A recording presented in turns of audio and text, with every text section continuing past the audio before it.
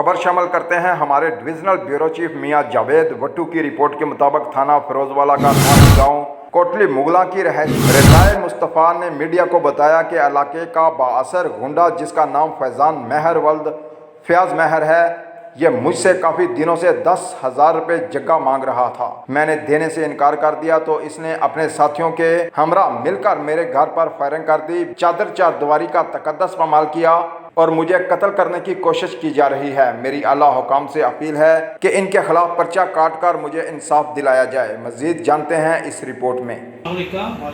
जी मेरे भाई की नाम थोड़ा? अच्छा ये मैंने फरमाओ की मामला थोड़े नाल बने कौन लोग ने जिन्हें थोड़े घर से फायरिंग की गई, चादर चारदीवारी का तकद्दस पामाल किया गया, तो कत्ल करने की कोशिश की गई है। मैंने फरमाओ वजह तनाज़ा की है और मुलजमान के नाम लो।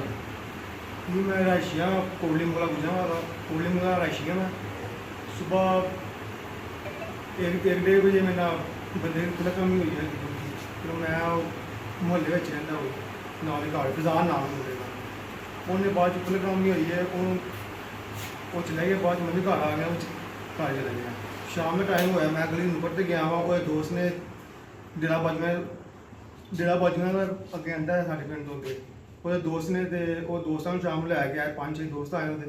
मैं कोने से खड़ा उन्हें आंदे साहब ने पहले 3 फायर मारे ने, वो तक पता गली के कॉर्नर से। फिर बाद मैं तो किसी के घर बढ़िया, मैं उतों मैं ਤੁਸੀਂ ਆਪਣੀ ਜਾਨ ਬਚਾਉਣ ਕਿਸੇ ਦੇ ਘਰ ਗਏ ਜੀ? ਜਾਨ ਬਚਾਉਣ ਕਿਸੇ ਦੇ ਘਰ ਗਿਆ ਉਹਨਾਂ ਨੂੰ, ਉਸ ਤੋਂ ਬਾਅਦ ਆਪਣੇ ਘਰ ਗਿਆ ਮੈਂ, ਅੰਦਰ ਦਰਵਾਜ਼ਾ ਬੰਦ ਕੀਤਾ ਆ ਕੇ, ਉਹਨਾਂ ਫਿਰ ਟਿੱਕੇ ਟੁੱਟੇ ਲੱਤਾਂ ਮਾਰ ਕੇ ਉਹਨਾਂ ਨੇ ਫਾਇਰ ਮਾਰਿਆ ਦਰਵਾਜ਼ੇ ਨੂੰ, ਤੇ ਮੈਂ ਆਪਣੀ ਜਾਨ ਬਚਾ ਤੁਸੀਂ ਦੂਸਰਿਆਂ ਨੂੰ ਜਾਣਦੇ ਹੋ ਕੌਣ ਲੋਕ ਨੇ ਜਿਹੜੇ ਉਹਦੇ ਨਾਲ ਆਏ ਜੀ? ਮੈਂ ਜਾਣਦਾ ਉਹਨਾਂ ਨੂੰ। ਕੀ ਨਾਮ ਉਹਨਾਂ ਦੇ? ਇੱਕ ਦਾ ਨਾਮ ਸ਼ੁਭਰੋ ਨਾਮ ਮੁੰਡੇ ਦਾ, ਬਦਮਾਸ਼ੀ ਕਰਦੇ ਨੇ। ਇਹ ਵੀ ਮੁੰਡਾ ਜਿਹੜਾ ਇਹ ਮੁੰਡਾ ਫੈਜ਼ਾਨ ਮੁੰਡਾ ਹੈ ਜਿਹਨੇ ਸਭ ਕੁਝ ਕਰਵਾਇਆ।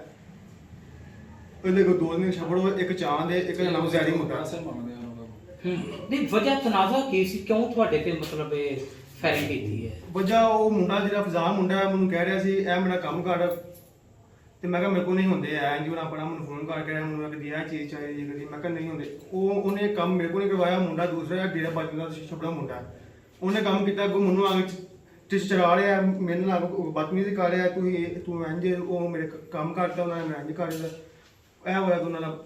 ਤੁਹਾਡੀ ਗਵਰਨਮੈਂਟ ਕੋਲੋਂ ਕੀ ਅਪੀਲ ਹੈ, ਕੀ ਚਾਹੁੰਦੇ ਜੇ? ਗਵਰਨਮੈਂਟ ਕੋਲ ਅਪੀਲ ਹੈ ਇਹ ਮਾੜੇ ਬੰਦੇ ਆ, ਇਨਸਾਫ ਚਾਹੀਦਾ, ਇਨਸਾਫ। ਮਜ਼ੀਦ ਵੀ ਤੁਹਾਨੂੰ ਖਤਰਾ ਹੈ? ਮਜ਼ੀਦ ਵੀ ਖਤਰਾ ਜੀ ਭਾਈ। ਖੁਰਮ ਭਾਈ ਕੀ ਤੁਸੀਂ ਕਹਿਣਾ ਚਾਹੁੰਦੇ ਹੋ?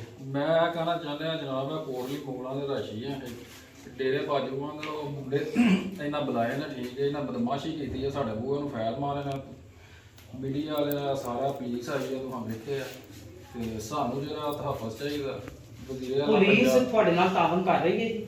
ਫਿਲਹਾਲ ਤਾਂ ਕੋਈ ਤਾਵਨ ਨਹੀਂ ਉਹਨਾਂ ਕੀਤਾ, ਸਾਡੀ ਰਿਕੁਐਸਟ ਹੈ ਵਜ਼ੀਰ ਆਲਾ ਪੰਜਾਬ ਮਰੀਮ ਤੇ ਵਜ਼ੀਰ ਆਲਾ CPO ਗੁਜਰਾਂਵਾਲਾ, RBO ਗੁਜਰਾਂਵਾਲਾ, ਸਾਨੂੰ ਇਨਸਾਫ ਚਾਹੀਦਾ। ਤੇ SHO ਥਾਣਾ ਫਿਰੋਜ਼ਵਾਲਾ ਅਹਿਮਦ ਗੁਲਾਬ ਗੋਬਲ ਸਾਹਿਬ, ਸ਼ੁਕਰੀਆ ਜੀ, ਸ਼ੁਕਰੀਆ।